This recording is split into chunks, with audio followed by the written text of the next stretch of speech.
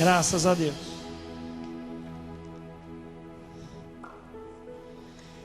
Quem já recebeu da provisão de Deus nessa noite, levante a mão e diga glória a Deus.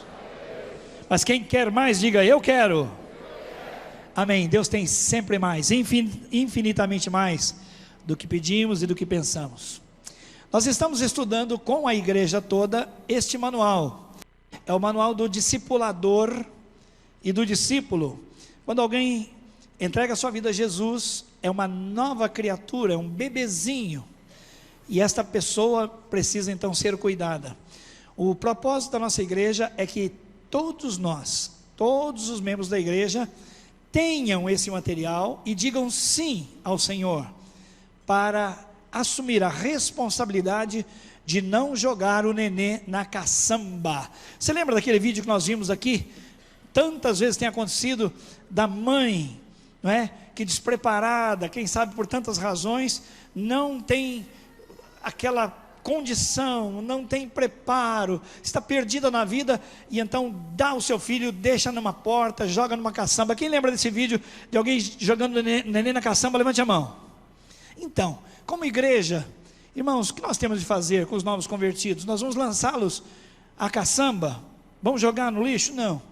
O propósito é que todos nós, sem exceção, estando em célula ou não, comprarmos esse material, estudarmos. Nós estamos passando passo a passo aqui com a igreja, para que você, em nome de Jesus, diga sim, Senhor, usa a minha vida, eu quero oferecer ajuda a um novo convertido.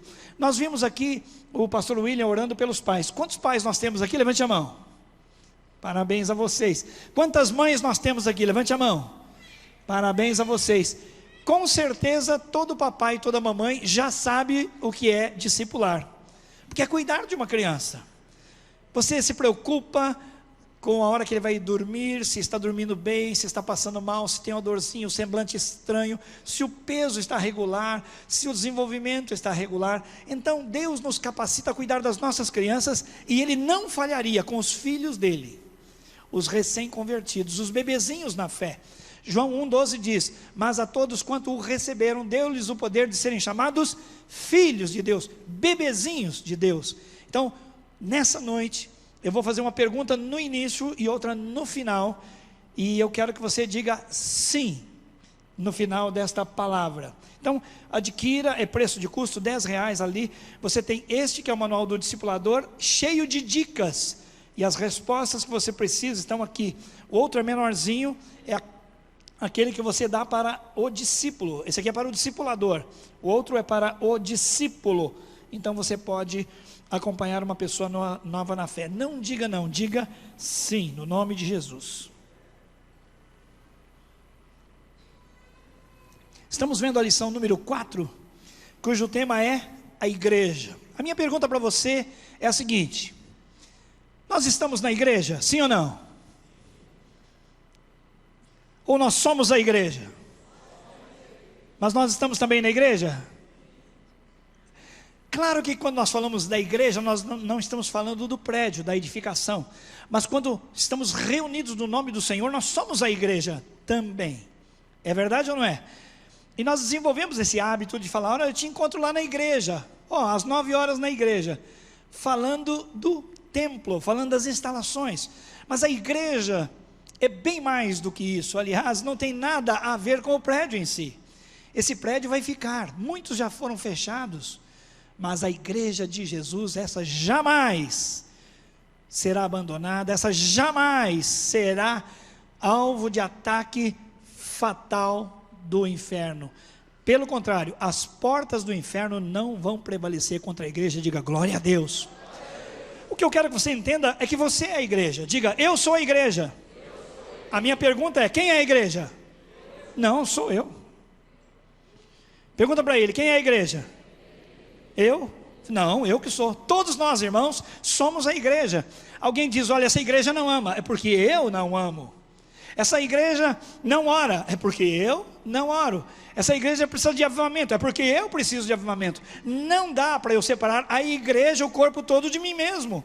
Porque se todos fôssemos absolutamente fiéis ao Senhor, eu como igreja e todos nós juntos como igreja seremos uma grande bênção para a glória de Deus. Amém, amigo? Então o que eu quero que você entenda é que você é igreja. Diga, eu sou a igreja. Se eu vou bem, a igreja vai bem. Mas se eu vou mal, a igreja vai mal. Quem vai bem aí, levante a mão. Quem vai mal aí, levante a mão. Ninguém vai mal, glória a Deus. Então a igreja ficou agora mais poderosa. Eu sei que é difícil a gente assumir algumas coisas, nem sempre no culto público é possível. Mais à frente eu vou falar da manifestação da igreja mais próxima, que é a célula. O termo igreja no grego, eclesia, é um termo que não era aplicado só para aqueles que entregaram sua vida ao Senhor. O conceito de igreja é a comunidade dos salvos, é a reunião daqueles, é a vida conjunta, comum, daqueles que um dia entenderam o seu pecado, receberam a Cristo como único, exclusivo Salvador e deram a Ele, não é, a condição de ser o Senhor da sua vida. O Senhor comanda tudo e todos, mas quando eu digo, eu quero que Jesus seja Salvador e Senhor, eu estou fazendo com que o Senhor seja de fato o Senhor na minha vida. Embora, por hábito, o pastor Ronaldo já lembrou o versículo, que o Senhor Jesus faz uma repreensão dizendo, olha, nem todos os que dizem Senhor, Senhor, entrarão no reino dos céus. Por quê? Porque muitos dizem Senhor, Senhor, mas não fazem o que Ele manda. Então, a igreja é a comunidade dos salvos, daqueles que têm a responsabilidade de transformar o mundo. O pastor Bill Hybels, um dos grandes líderes da nossa época, disse, olha, eu creio, eu tenho a convicção de que a igreja local é a esperança do mundo. Se você não prestar atenção, você vai dizer, puxa vida, isso aí é uma coisa muito relativa. Não. Quando o Senhor Jesus cumpriu a sua obra aqui, Ele ascendeu ao céu, derramou o Espírito justamente para que aqueles que são seus discípulos, a igreja transformasse o mundo. Então, quando Bill Hybels diz, é a esperança do mundo, ele está totalmente certo, alinhado com o propósito de Deus, que a igreja seja agente de transformação na nossa cidade, no nosso estado, no país e no mundo para a glória de Deus. Diga aleluia. Alguns pensam, pastor, você está meio voando, o mundo, pensar no mundo, é um negócio muito etéreo, muito longe. Irmãos, Jesus disse a 12, não é? A 11 na verdade, dos seus apóstolos, dizendo o quê? Vocês vão a todas as nações, façam discípulos lá, e batizem cada um deles em nome do Pai, do Filho e do Espírito Santo. Imagina na cabeça daqueles apóstolos a incumbência, a grande responsabilidade de alcançar o mundo. Mas irmãos, aqueles homens foram cheios do poder de Deus, e nós estamos aqui porque eles foram fiéis ao Senhor da glória, eles obedeceram, foram treinados pelo Senhor, foram discípulos, eles viram na vida do Senhor, viram na ação do Senhor, viram na teologia do Senhor, sobre o que Ele falava do céu, sobre o que Ele falava do Pai, da obediência que Ele mantinha na sua vida, e Ele disse, agora vocês vão e façam o mesmo, façam discípulos, assim como o Pai me enviou, eu envio vocês. Irmãos, é incrível, é maravilhoso, diga glória a Deus, glória a Deus, glória a Deus, glória a Deus, glória a Deus. É incrível como o poder do Espírito Santo, com base nas palavras de Jesus, que o prometera, fez tanta diferença na vida da igreja. Por isso, nossa igreja aprendeu semana passada mais uma vez sobre a pessoa e o poder do Espírito Santo, e não há, irmãos, como nós desenvolvemos o papel da vida da igreja sem o poder do Espírito Santo. É impossível. É impossível. Eclesia então é a reunião daqueles que professam o nome do Senhor, que adoram a Deus, edificam a igreja e proclamam o Salvador. A bem da verdade, o termo eclesia não era só para a igreja, era um termo comum para a assembleia. Vamos supor que lá nos dias de Jesus havia o sindicato dos donos de camelo lá de Jerusalém, não é? Quem sabe na rua direita. E aí eles faziam: olha pessoal, nós vamos fazer uma reunião aqui para decidir como cuidar melhor do seu camelo. Vamos fazer uma grande reunião desse sindicato aí. A reunião, a assembleia daquelas pessoas era a eclesia. Não era um termo só para a igreja, mas dava a ideia de alguém que se reunia, era chamado para fora. E nesse sentido, nós somos o povo que foi chamado para fora do mundo. Diga: eu fui chamado para fora do mundo, para alcançar o mundo para Jesus. É isso aí, nós somos chamados da nossa vã maneira de viver, chamados para uma vida agora que mostra Jesus. Venha o teu reino, aleluias. A igreja então é a manifestação concreta, um sinal do reino de Deus aqui nessa terra. A igreja, irmãos, ela é vista nesta lição que nós estamos vendo aqui no livro do discipulado, de duas maneiras. A primeira, uma igreja em expansão grande, ampla, e outra mais reduzida. A primeira é chamada Igreja Universal. Digam: Igreja Universal. Existe uma denominação hoje chamada Igreja Universal, mas os estudiosos da Bíblia usaram esse termo na teologia para falar da Igreja Universal, às vezes Igreja Invisível, embora o termo invisível não seja tão próprio, porque nós somos Igreja Universal, e eu estou vendo você. Tem muitos invisíveis aqui? Não. Mas eles queriam dizer o seguinte: a Igreja Universal é a Igreja do Senhor Jesus em todos os tempos e em todos os lugares. Quem teve o seu vovô ou a sua vovó, um cristão sincero que amou o Senhor Jesus, mas já partiu para agora? Levante a mão. Então, eles são invisíveis para nós, não é verdade? Eles fazem parte da igreja que é a Igreja Universal. Olha só, quando a gente vê em 1 Coríntios 3,16, nós vamos ver que esta igreja, ela é muito ampla. Em Mateus 16:18, nós vemos que Jesus é o proprietário da igreja. Foi ele quem diz: olha, eu lhe digo, Pedro, você é pedra, e sobre esta pedra eu edificarei a minha igreja, e as portas do inferno não poderão vencê-la. Aleluia. É por isso que se passaram várias gerações, e ainda vão se passar muitas outras, mas as portas do inferno não vão suportar. É interessante, havia um irmão nosso lá na igreja onde eu era pastor, em São Bernardo do Campo, que às vezes orava de uma maneira muito carinhosa. E ele dizia: Senhor, abençoa esse teu pequenino povo muito infeliz. E eu achava bem gostoso, bem amoroso o jeito dele tratar, mas na verdade não é isso. Nós não somos um pequenino povo. Feliz sim, felicíssimos, mas nós somos uma grande multidão. E irmãos, nós vamos povoar o céu maravilhosamente, porque é uma multidão de todas as épocas que clamaram pelo nome do Senhor e viveram por Ele, que compõem esta Igreja Universal. Olha só, essa igreja vai se reunir. Hebreus 12, 22 a 23 diz assim: mas vocês chegaram ao Monte Sião, à Jerusalém Celestial, à cidade do Deus vivo. Chegaram aos milhares de milhares, diga glória a Deus. E isso não é igreja pequenina, não é? Chegaram aos milhares de anjos em alegre reunião, à igreja dos primogênitos, cujos nomes estão escritos nos céus. Vocês chegaram a Deus, juiz de todos os homens, aos espíritos dos justos aperfeiçoados. Glórias a Deus.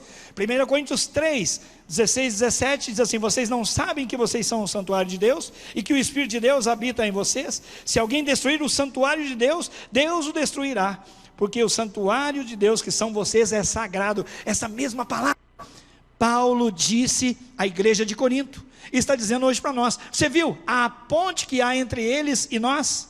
Somos a Igreja Universal do Reino de Deus, somos a igreja mundial do poder de Deus, não é verdade?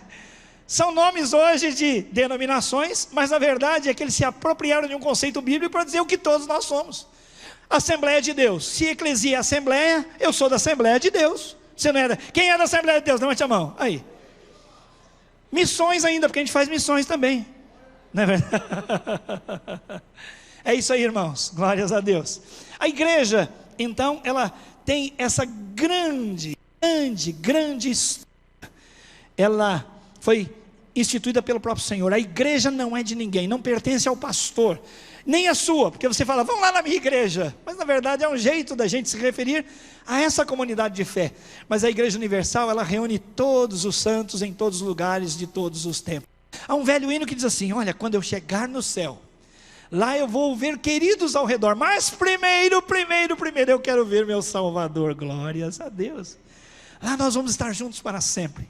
Lá, irmãos, não vai haver dia nem noite, porque o Senhor será dia para nós todo dia, aleluia, glórias a Deus. Lá não haverá nada que macule a santidade de Deus. Lá não haverá pranto, choro, nem dor. As coisas velhas passaram, lá tudo é novidade, glórias a Deus.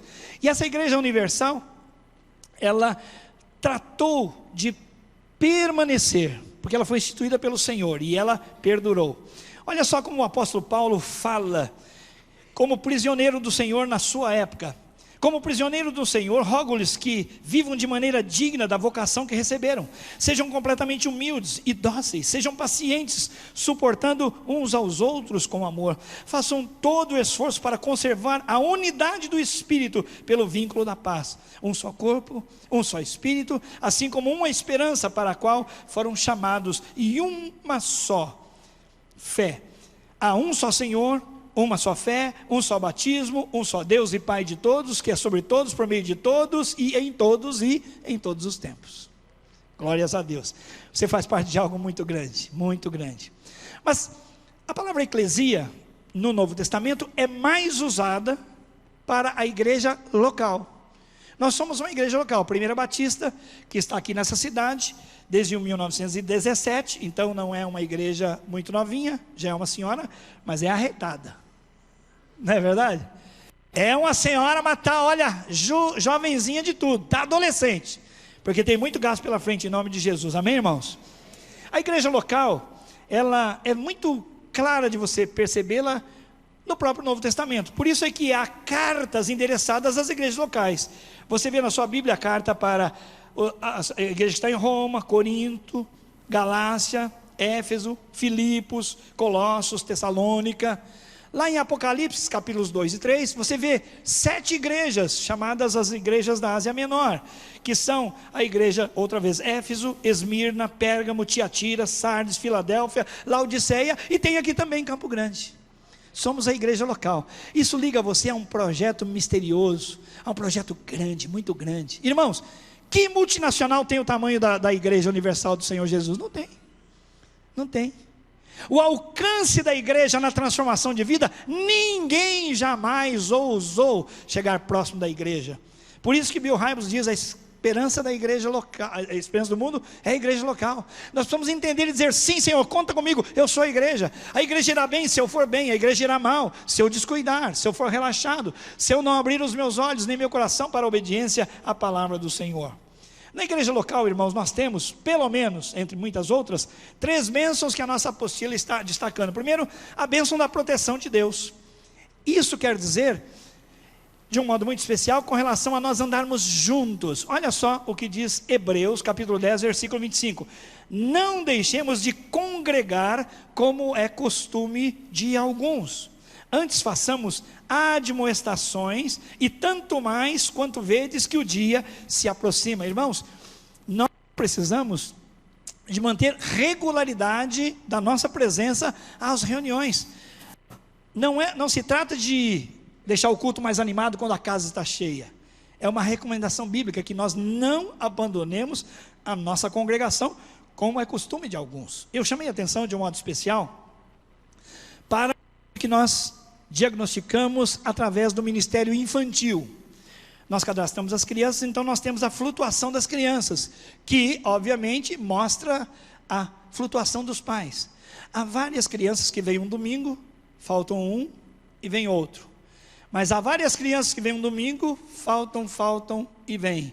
E há algumas crianças que vêm, faltam e vêm. Isso está mostrando o quê? Uma falta de regularidade na ministração que elas recebem no ministério infantil. E, irmãos, o mundo, o Brasil está vivendo momentos terríveis. E você não pode abrir mão de ministrar o Senhor Jesus aos seus filhos em casa, e de contar com a valiosa ajuda que a igreja te dá através do ministério infantil. Não faça da sua frequência à igreja algo que tanto faz como fez. Olha, se der eu vou, se não der eu não vou. Eu vou para tal lugar, eu tenho churrasco, eu tenho amigos, tenho piscina, eu vou para a chácara, eu vou para a fazenda, se der eu vou. Não faça isso. Não faça isso. Por quê? É uma recomendação bíblica de estarmos juntos, porque nós precisamos do Senhor, igualmente, e juntos também. Espera só um pouquinho.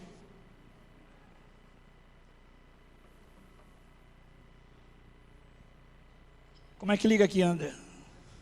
Já está?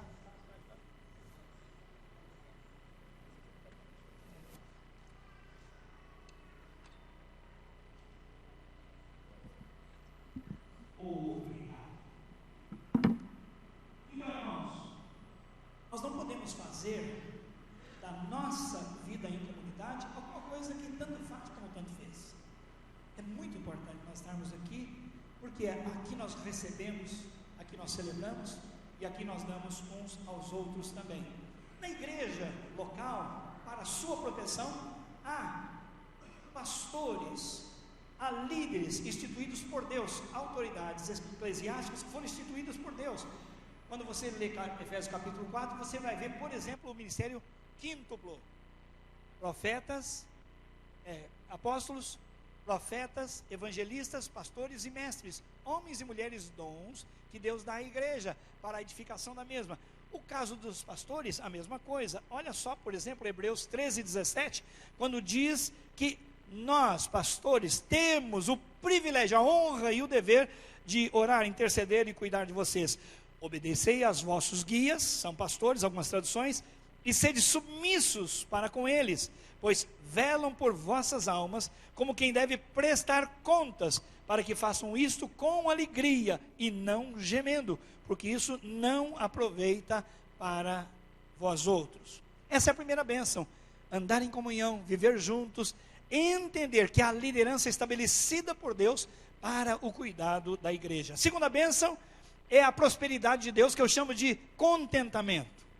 Há uma teologia da prosperidade que tem fundamento bíblico. Salmo capítulo 1 ensina-nos o quê? Que aquele que medita na palavra do Senhor de dia e de noite, naquele que tem vida com Deus, tudo quanto fizer prosperará.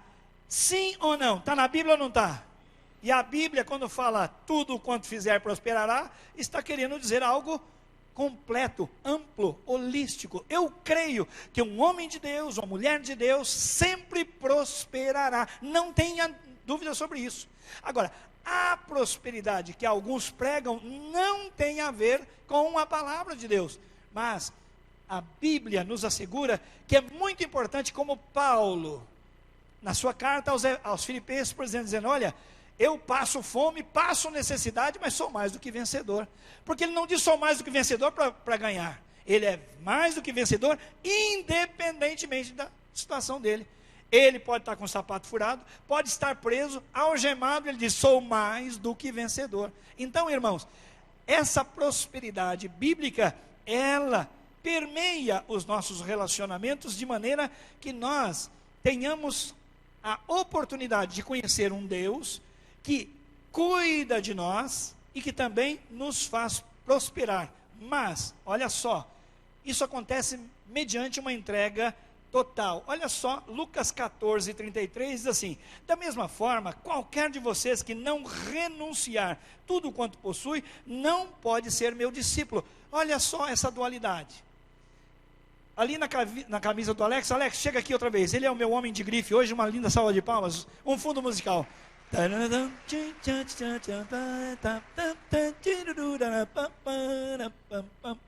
Olha o som aqui, ó. Vinde a mim todos vós que estáis cansados e sobrecarregados, e eu vos aliviarei. É palavra de Deus, sim ou não? Sim, então uma salva de palmas para o Alex. Palavra de Deus. Somos chamados, mas o Senhor nos alivia. Depois de nos aliviar, depois de nos perdoar, nos restaurar, Ele nos equipa para um outro tipo de vida, que não é só receber. Você já viu as nossas orações? Senhor, abençoa meu marido que saiu para o trabalho, abençoa minha filha que foi para a faculdade, Senhor, abençoa meu isso, meu aquilo, e vai pedindo, só abençoa, abençoa, abençoa. Aliás, contei para vocês, já que os meus filhos eram pequenininhos, nós estávamos à mesa e eu pedi para um deles orar. E ele começou: Senhor, abençoa, abençoa, abençoa, abençoa, e abençoa, e abençoa, e abençoa. Falei: onde esse menino aprendeu a orar? Com quem que ele aprendeu isso? Aí, percebi, claro, né? Onde ele ouve mais oração? É aqui em casa. Acho que eu estou orando errado. A compreensão de que Deus é nosso provedor é absolutamente verdadeira. Só que não é só isso. Assim como eu sou apaixonado pela mulher, não é só viver da paixão, é servi-la, amá-la, pagar o preço por ela. A mesma coisa no Evangelho. Lucas 14:11 diz assim: da mesma forma, qualquer de vocês que não renunciar a tudo quanto possui, não pode ser meu discípulo. O pacote é completo, meu amigo. Ah, vou na igreja para ser abençoado. Claro, abençoado com mais responsabilidade também. Abençoado em ouvir a palavra de Deus para colocá-la em prática e não ser um ouvinte esquecido. Olha só, Mateus 6, 31, 34. Portanto, não se preocupem dizendo: o que é que nós vamos comer? O que é que nós vamos beber? Ou o que vamos vestir? Pois os pagãos é que correm atrás dessas coisas, necessidades básicas. Os pagãos é que se preocupam, nós não.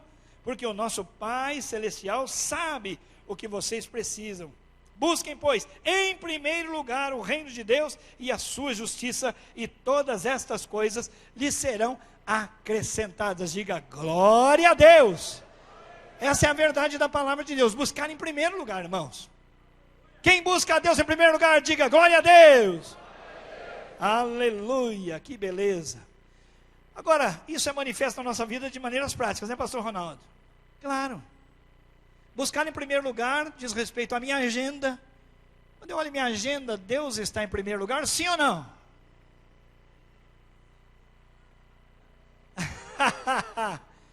As minhas finanças pessoais. Se alguém olhar o meu orçamento, vai dizer: esse é um servo fiel e leal. Glória a Deus. Diminuiu bem, né, irmão? Quando eu trato a minha mulher e eu chamo ela, eu chamo de algumas coisas, eu trato como não devo, o nome do Senhor está mostrando que de fato Ele é Senhor da minha vida? As implicações do Evangelho são assim mesmo. Mas eu quero passar para a terceira bênção que há em você fazer parte da Igreja Universal e da Igreja Local. Trata dos relacionamentos, isso é muito fácil. Olha só, Efésios 2, 19 a 22, primeiro começa dizendo que você já não está sozinho, você faz parte de uma grande família, aleluia. É muito gostoso quando nós chegamos aqui no batistério, às vezes, e quando a pessoa se batiza, nós dizemos: quem está aqui apoiando? Aí levanta a célula, levanta a família, tem faixas, balões, pá, pá, pá, pá, pá, porque não dá para soltar fogos aqui dentro, a gente faz aquela celebração maravilhosa, aquela santa folia. Mas, de vez em quando, há alguém que não entrou pelas células, não pode participar de célula, não pôde, e entra por uma decisão aqui, faz uma aula de batismo, e às vezes eu digo: quem é a família do José? Fique em pé. Rimou, né? Quem é a família do José? Fique em pé. Aí eu olho, não fica ninguém em pé. Aí eu olho para vocês e digo: meus irmãos, onde está a família do José? Aí a igreja toda se levanta e faz festa.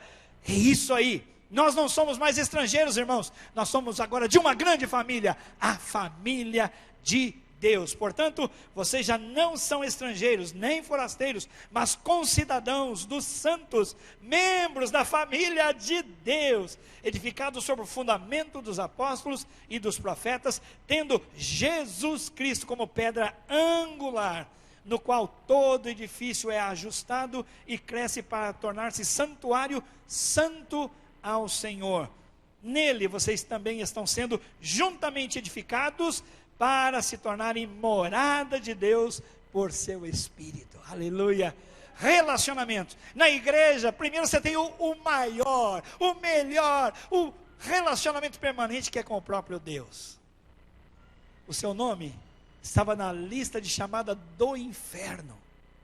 E você caminhava a passos largos para lá.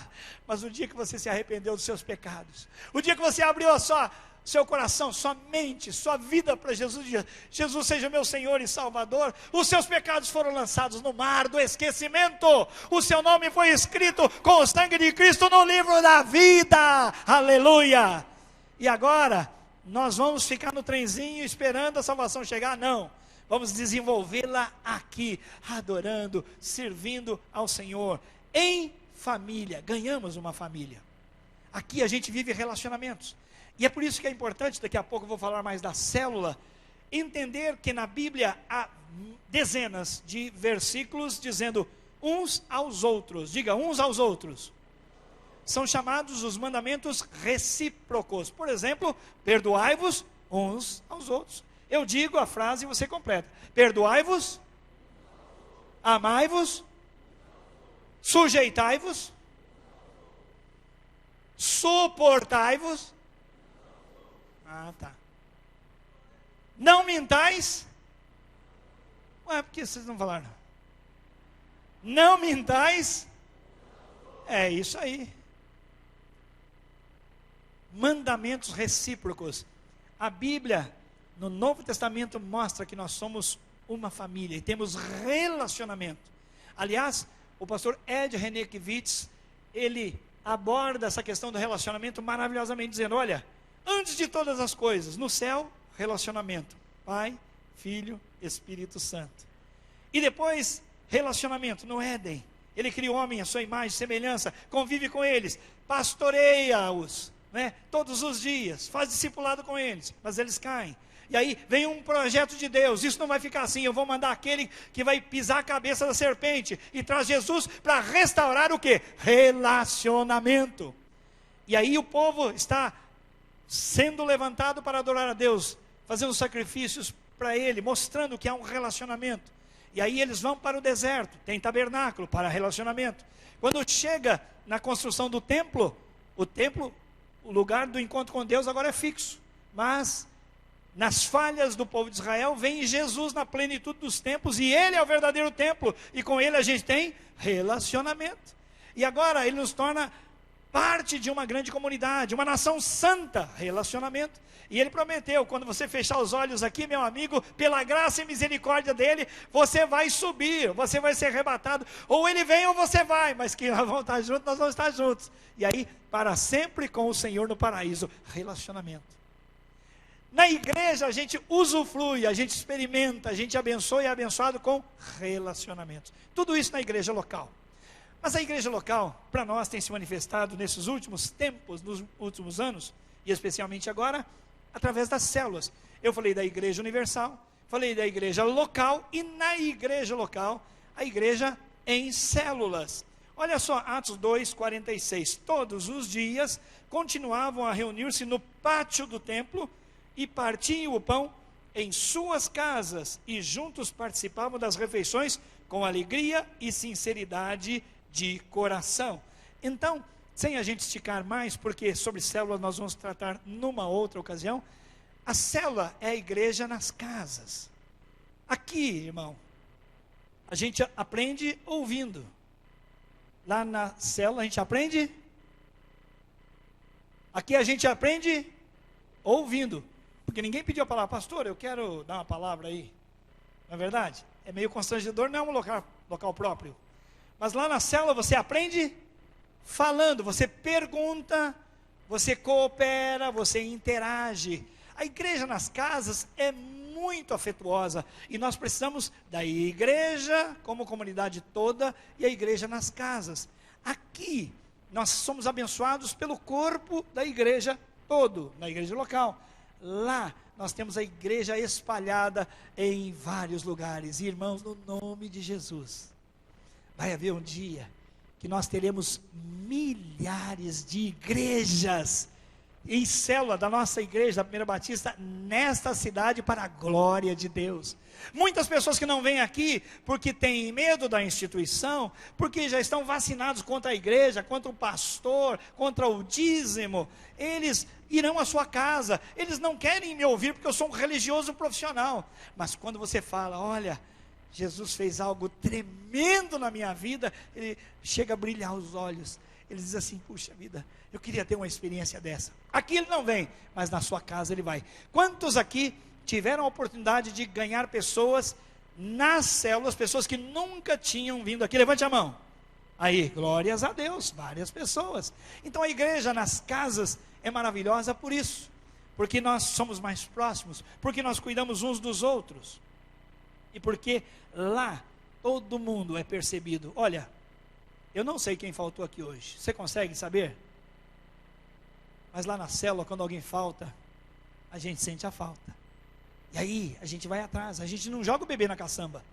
todo mundo vai atrás. Eu quero crer no nome de Jesus, que vai ter o dia em que todos estarão vivendo isso. Olha, zero de omissão, em nome de Jesus. Cada pessoa, uma pessoa importante. E eu quero dizer, igreja, quando o nosso convidado fica em pé, ele é muito importante. Não negligencie. Ouça o seu pastor. Quando um convidado fica em pé, você não sabe por que ele está ali. Deus tem um projeto na vida dele. Quantos já entraram aqui porque falaram: olha, eu estou querendo dar cabo da minha vida, e o camarada, a moça, o rapaz entrou aqui, e o Espírito Santo falou com ele, e ele precisa de um abraço humano. É o meu abraço, é o seu abraço. Precisamos dar atenção às pessoas, precisamos nos aproximar delas, precisamos cuidar de cada pessoa individualmente para a glória de Deus. Completando, vou entrar num assunto de igreja que é muito próprio, porém nós vamos tratá-lo profundamente numa outra ocasião. Trata-se do dízimo. Falou: pastor, está indo tão bem, agora tem que falar de dízimo. Ô pastor, você está falando de igreja, está tudo legal, por que você vai falar de dízimo? Dízimo com quem andas? E dir-te-ei quem és. Irmãos, é verdade ou não que muitas pessoas não vêm aqui porque eles têm a compreensão, elas têm a compreensão de que aqui é um lugar de comércio da religião? Quem conhece alguém assim? Levante a mão. Olha que multidão, muitas pessoas. Então, irmãos, nós iremos estudar só sobre o dízimo numa outra ocasião, mas eu vou dar uma referência aqui muito importante sobre o dízimo. Primeiro, dízimo, na minha concepção, é gratidão e responsabilidade. Diga: gratidão e responsabilidade. Isso. Gratidão, sabe por quê? Porque eu entendo que tudo é de Deus. Eu não entendo porque eu parei para pensar e filosofar a respeito. A Bíblia diz que do Senhor é a terra e a sua plenitude. Leia, por exemplo, Salmo capítulo 24. Do Senhor é a terra e tudo que nela há. Tudo. Os seus habitantes, inclusive.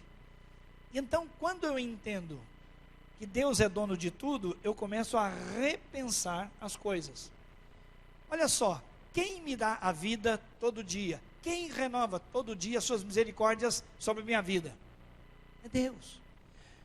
Olha como não vale a pena você viver sob o senhorio do dinheiro e do esforço próprio. Salmo 127, 1 e 2 diz assim: se não for o Senhor o construtor da casa, será inútil trabalhar na construção. Se não é o Senhor que vigia a cidade, será inútil a sentinela montar guarda.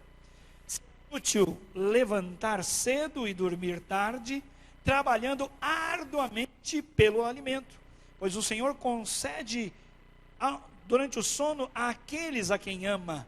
Ou seja, a provisão pela qual eu luto, na verdade eu luto com uma força que não é minha. Deus é Senhor de tudo. Essa história de que 10% é de Deus e 90% é meu, não é verdade. Tudo é de Deus. E Ele me dá o privilégio de cooperar com a obra dEle e ainda cuidar da minha família e de outras coisas. Eu não gostaria de falar muito sobre percentual, porque quando formos estudar mais sobre o dízimo, então nós falaremos sobre isso aí. Mas eu queria dizer, irmãos, que é responsabilidade. Por quê? Esqueça um pouquinho a igreja, esqueça um pouquinho o dízimo e vamos falar de responsabilidade. Um amigo meu disse assim: rapaz, aconteceu comigo um negócio muito interessante. Um amigo falou assim: escuta, eu queria levar vocês para jantar, você e a sua família. Puxa vida, muito obrigado. E aí ele foi, e eles comeram muito bem, foi bem gostoso. No final esse amigo falou assim: olha, você podia acertar a conta?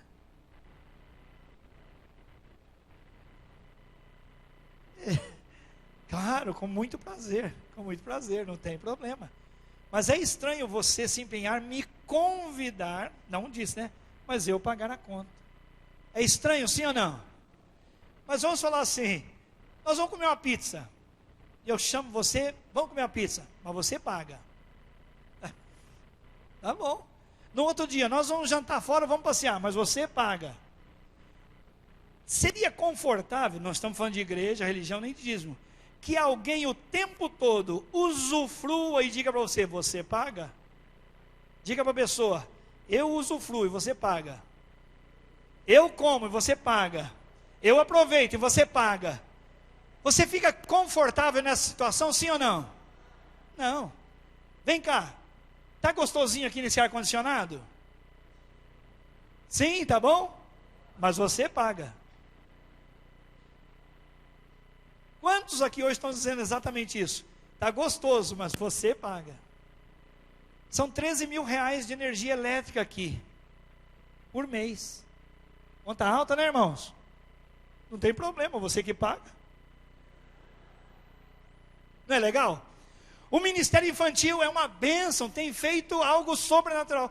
Vimos menininhos e menininhas aí que cresceram, se tornaram adolescentes, dançarem, começaram a ser jovens, lideram células, alguns já foram para o campo missionário, são pastores. Que legal, uma bênção, sim ou não?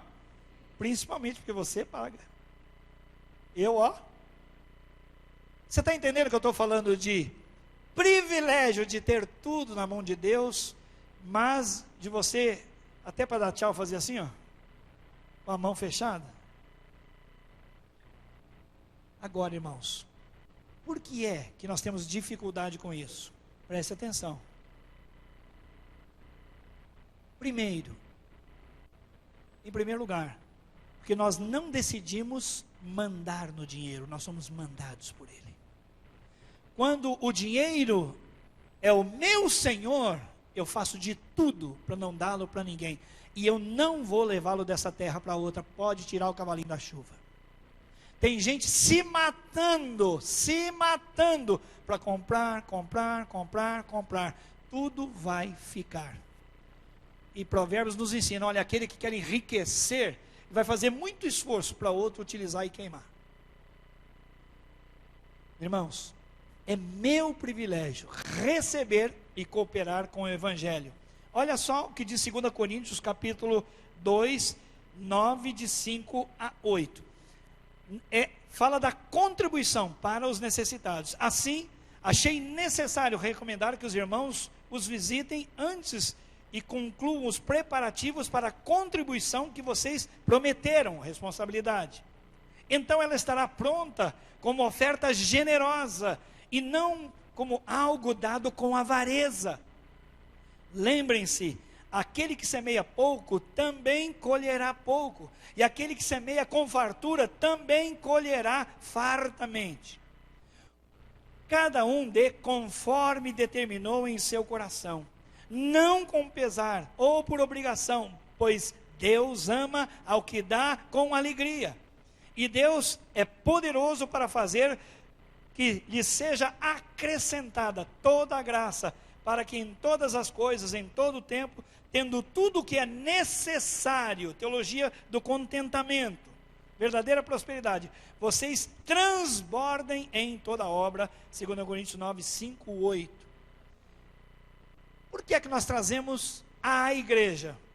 Por isso que eu falei sobre dízimo, nós vamos estudar num outro dia, fazendo uma referência muito clara ao Antigo Testamento e ao Novo Testamento, ao templo-estado, porque Israel era teocrático e a gestão da nação e o culto ao Senhor se confundiam bastante, era uma coisa só.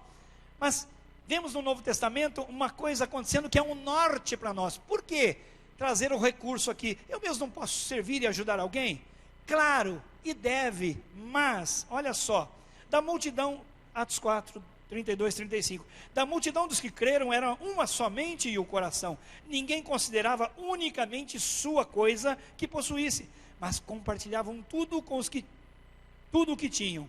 Com grande poder os apóstolos continuavam a testemunhar da ressurreição do Senhor Jesus, e grandiosa graça estava sobre todos eles. Não havia pessoas necessitadas entre eles, pois os que possuíam terras ou casas as vendiam, traziam o dinheiro da venda e os colocavam aos pés dos apóstolos, que os distribuíam segundo a necessidade de cada um. Quem fazia no Novo Testamento a gestão dos recursos para atender a todos? Os apóstolos. Isso não quer dizer que eu não socorra ninguém. Isso quer dizer que nós não podemos crer que é possível nós vivemos em comunidade sem o privilégio de entender a comunidade e sem a responsabilidade de cuidar da comunidade. Muitos irmãos, até muito lindos de coração, às vezes não querem trazer uma oferta missionária para os cofres da igreja, que faz, através do Ministério de Missões, a gestão dos recursos.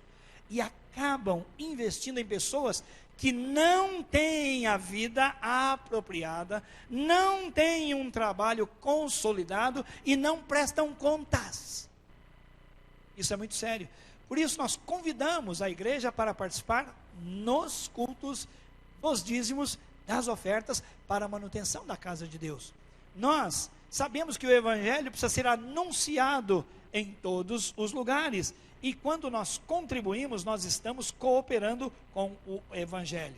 Como eu disse a vocês, irmãos, nós não vamos falar especificamente sobre o dízimo hoje, mas como está na lição, lá na célula alguém vai perguntar, então nós vamos encarar de um modo panorâmico. Dízimo é gratidão, generosidade, senhorio de Deus na nossa vida e responsabilidade para com a obra de Deus. Agora, irmãos, nós aqui ficamos muito à vontade. Por quê? Nossa igreja presta contas de todo o recurso mensalmente para os irmãos. Nós temos comissão de orçamento, nós temos comissão de finanças, nós temos comissão de exame de contas, e estas coisas são tratadas de modo adequado. Meus amados, eu estou dizendo que há 3 P's que estão lascados: político, policial e pastor. Estão lascados esses caras. Por quê? Somos tratados como todo mundo.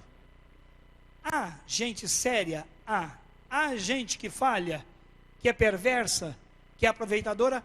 Sim, mas pela absoluta misericórdia de Deus, absoluta misericórdia de Deus, nossa igreja é muito, muito séria há 97 anos, prestando contas e fazendo com que o dinheiro de Deus nunca seja usado para outra destinação que não aquela que você designa e coloca aqui no gasofilácio. Sabe o que é isso, irmãos? Temor de Deus. Ai de mim, ai de nós pastores. Então, pela misericórdia de Deus, nós queremos aconselhar você a entender a igreja universal, a igreja local, a célula e a sua participação, para que nós alcancemos os propósitos de Deus e alcancemos muitas vidas para o Senhor. Que os nossos trabalhos de beneficência, irmãos, tenham muito recurso. Muitos que olham negativamente os dízimos têm razão em parte. Por quê?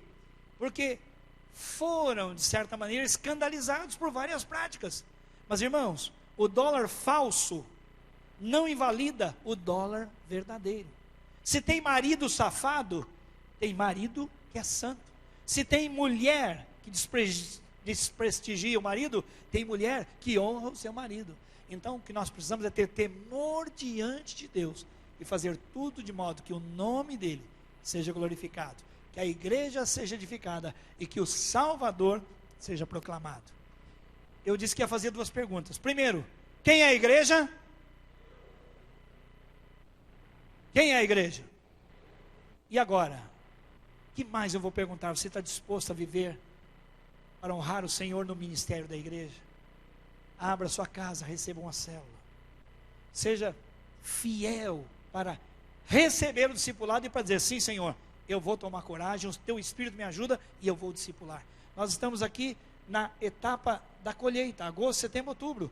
Sim, Senhor, nós vamos multiplicar a nossa célula para a Tua glória. Sim, Senhor, eu vou aceitar ser discipulado para a Tua glória. Sim, Senhor, eu vou discipular alguém, mesmo que eu me sinta sem condições, mas o meu discipulador vai me ajudar. Vou fazê-lo para a glória de Deus. Sim, Senhor, vou contribuir para a Tua obra, porque eu posso verificar, eu posso vir à assembleia. Há uma convocação todo mês, dizendo, você é muito importante, venha à assembleia. Então nós queremos que, como igreja local, todos nós sejamos envolvidos, porque a igreja vai bem, se eu for bem, a igreja vai mal, se eu for mal. E outra, o vosso trabalho não é vão no Senhor. Todo domingo, eu tenho o privilégio, eu tenho a honra de chegar e no saguão cumprimentar cada um dos irmãos que estão servindo à porta, dizendo, parabéns, Deus te abençoe, o seu trabalho está chegando ao trono do Altíssimo, Jesus está recebendo. E isso se aplica a todos os ministérios da igreja, em todos os setores, e Deus é glorificado. Fiquem em pé, meus irmãos, nós vamos orar, pastor Ronaldo vai orar, e nós vamos encerrar o culto dessa noite, em nome de Jesus. Obrigado, porque você ouviu sobre a Igreja Universal, sobre a igreja local, sobre a célula, sobre a sua participação, e nós queremos muito que você diga sim para o reino, sim para o Rei do Reino, sim para a igreja que representa o reino. Glória a Deus, feche seus olhos em nome de Jesus, deixe essa palavra cair no seu coração, que você seja muito abençoado, não saia daqui, sem você tomar isso, tomar posse disso para a sua vida, em nome de Jesus. Nós somos a igreja de Deus, que o amor de Deus Pai, o amor maravilhoso do Pai, que a graça do Filho, do nosso amigo Jesus, o amigo de todas as horas, que a comunhão do Espírito nos faça um como igreja, que as consolações do Espírito sejam sobre a sua vida, que a unção e o poder do Espírito nos faça viver como igreja, para que o Senhor Jesus seja conhecido, para que a igreja seja edificada e para que o nome de Deus seja glorificado. Nós oramos em nome de Jesus. Amém. Amém. Glória a Deus. Que você tenha uma semana muito abençoada em nome de Jesus. Não saia daqui sem dar abraço pelo menos em 5 pessoas aí. Aí a pessoa aguarda que recebeu o seu abraço, um abraço da igreja de Deus, porque você, eu, você, nós somos a igreja.